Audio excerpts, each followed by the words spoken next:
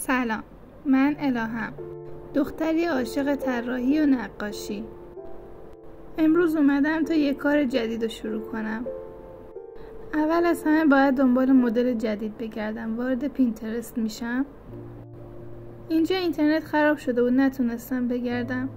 خوب شد دوباره شروع کردم به گشتن تا مدل خودم رو پیدا کردم. بالاخره وارد فتوشاپ شدم و مدلم رو آوردم داخل فتوشاپ. شروع کردم به طراحی. قبل از اینکه بریم ادامه کار رو ببینیم ممنون میشم منو سابسکرایب کنید. بریم ادامه کار رو با هم ببینیم.